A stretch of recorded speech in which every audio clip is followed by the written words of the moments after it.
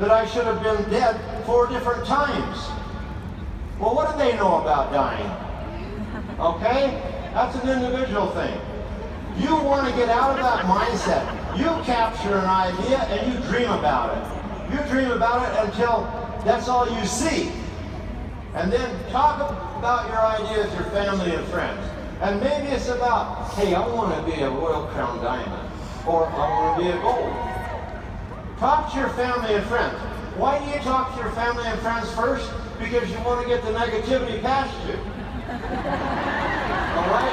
You want to get all of the, that's crazy. I've never heard anything so foolish.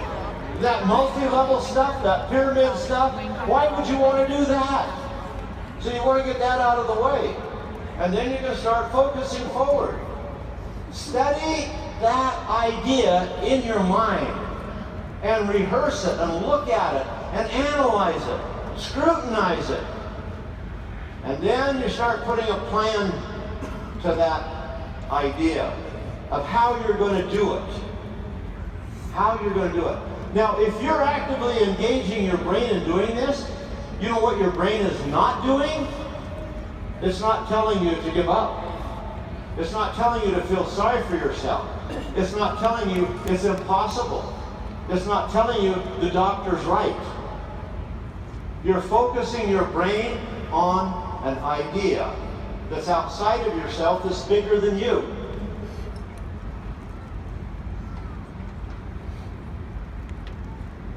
And then do research about it. For example, if you're looking at being a gold or a crown or a royal, research and learn all you can about the aspects of being that person and what it takes to get there. Study your business, study the market, look at the pitfalls, look at the negative things, look at everything. Because that's how you make a firm decision of what you really want to do with your life. It doesn't matter what it is, whether you're buying a franchise for Nampa Auto Parts or you're going to be a Royal Crown Diamond. It's the same principle, okay? Now some people would say, whoops, I missed something here. What stops us from building a business? What stops us from being successful? Changing my paradigm, changing my belief system, changing how I see myself. Do I see myself being successful, or do I see myself going down to the welfare office and getting food stamps? Changing my outcome by changing how I see myself. Some would say it's fear that keeps us from doing this. I say no, it's not fear. I've heard people say the greatest fear is public speaking. If that were true, I wouldn't be up here on this stage. All right? Public speaking is not the greatest fear.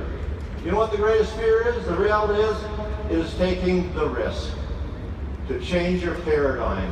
How many here want to change your paradigm? Yes. Okay. How many are willing to take a risk? Thank you. Okay. Is the risk worth it? What if I take the risk and it doesn't work out? Do I risk losing my friends? Do I risk losing my marriage? Do I risk everything financially? Do I risk getting hurt physically or mentally? Could I decide that it is not worth the risk? And yes, you can decide it's not worth the risk. And unfortunately, many of us at different times in our life make the decision it's not worth the risk. And so we don't do it. We sit back and become disappointed the very next year when we discover we're in the same place, doing the same thing, having the same thoughts, regretting our life. Is this a risk?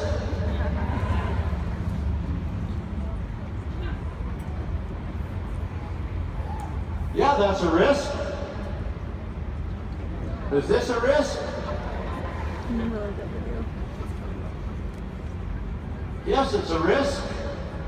Is it worth it? Well, at the moment of impact, I'd have to say no. But the reality of it is, yes. The long term, it was worth it. It even cost me $28,000 to put my car back together. But you know how much nitro we sold after that?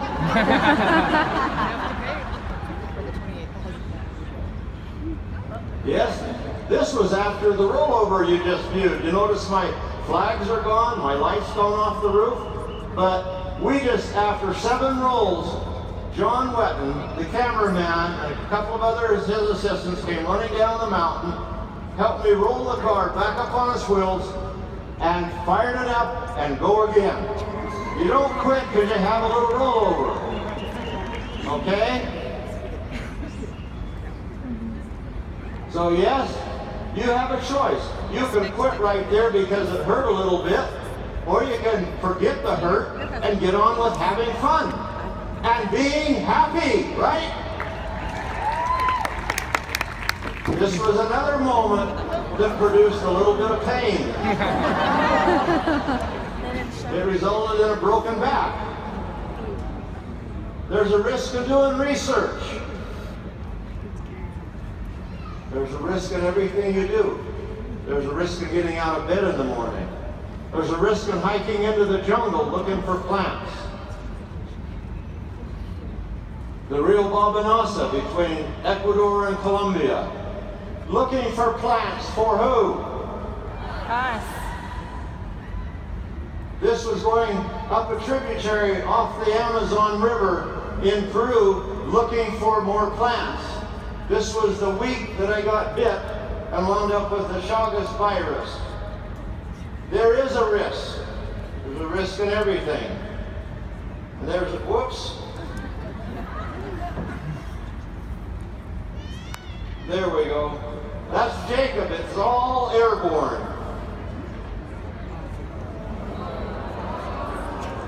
We love playing. And there's a risk in playing, but you know what? The spectators right here were a bigger risk. That was Mary right there in that snowmobile. She was more scared than I was. Yes, you take risks in many ways.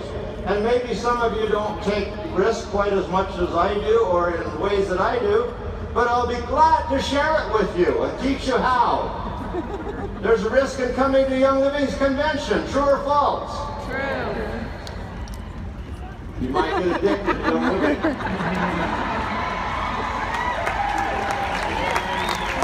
Yes.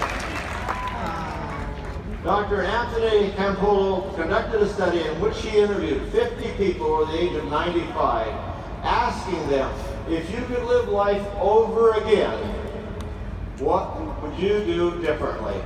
And you know what? It was very interesting. The 3 most common responses were, I would reflect more often on my choices. How many of you here tonight can think of that and think of how you could have made more productive choices in things that you've done in the past? All of us can, right? Absolutely. I would do more things that would live on after I'm dead. But the third one, I would take more risks. How many of you are ready to take more risks in becoming successful? Okay? I get tired from just thinking of everything I have to do. Capture an idea and dream about it. You can write these things down if you would like, because this is how to become successful. Talk about your idea with family and friends. Learn everything you can. This is on January 11th of this year. It was New Year's Day that I called Mitch Seavey and asked him if I came to Alaska, if he could let me take a dog team and take a ride and see if he thought I might be able to do this. And I have to tell you how this came about a little bit. I was laying in bed after Christmas and I had this feeling, I need to get out of this space I'm in. I've got to make a change because it's eating me alive inside mentally because of the condition I was physically. And I knew that if I didn't get out of that mindset, how destructive it was going to be. And so I thought of the most crazy thing I could think of in December. And I rolled over in bed and I told Mary, I said, what would you think if I went to Alaska racing dogs? And she was very kind. She looked at me and says, have you lost your flippin' mind? Not at all. So I was very politically correct. I said, okay. She felt safe. After breakfast, we're sitting around the table. I said to my boys, Jacob, Joseph, what would you think of Dad going to Alaska racing dogs? Yeah, Dad, that's cool! Well, I had 3 votes. What did she say? You see, guys, don't argue with your sweetheart. Just find a politically correct way to reframe it. Okay? So, January 11th, I went to Alaska to learn. Find someone who's successful and watch, listen, and ask questions. And that's what I did. Watch and duplicate their success. And that happens to be me there in the blue coat behind, following my leader. Follow their example and duplicate them until you develop your own style. And every one of us has our own personality. We have our own feeling. We have our own way of doing things. We can't copy the next person, but what we can do is learn from them until we create our way of doing it. All right? Follow the example of leaders. This is what's really critical in building your business. And this was something that was very profound for me.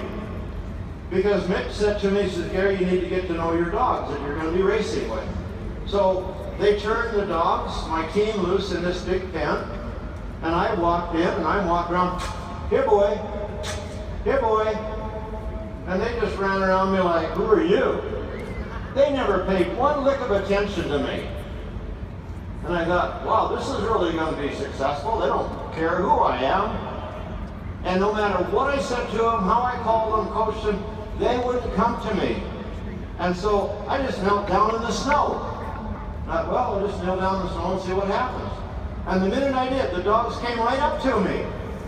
Folks, here's a real fundamental secret. Get down on the level of your people. Okay? Get down on their level. So you're not intimidating to them. You're not a threat to them because you're this big successful diamond or gold or platinum or silver or executive and you know so much more than the new person you're talking to. Know what they need, what their needs are, what they want. You take an interest in them and show them how much you care about them. And they will come to you. And that's what I did with the dogs. What a beautiful lesson it was. Okay? The next thing. Whoops. Develop a relationship of trust. If your people don't trust you, where do you think it's going to take you? And this is how I felt with my friend. Look at that dog. He looked up to me like, can I really trust to go out in the cold and the wilderness with you? He had to have that trust. I had to have the trust in him because that team of dogs was going to take me 200-300 miles out in the wilderness in Alaska. And all kinds of things could happen. You must build trust through developing relationships. And folks, this is one of the things that I will say. I think social media is fabulous, but I think in some ways it's destructive because for some of us, we've stopped building those one-on-one relationships. You want to keep your business going. You want to hold the people to you. Build one-on-one relationships and build that trust, and they will never leave you. Now we're ready to take action. We've got all the ingredients put together. But no matter where you go, no matter what you've learned, no matter if you are a Royal Crown Diamond, always be coachable. Always be coachable. Be teachable. Be humble.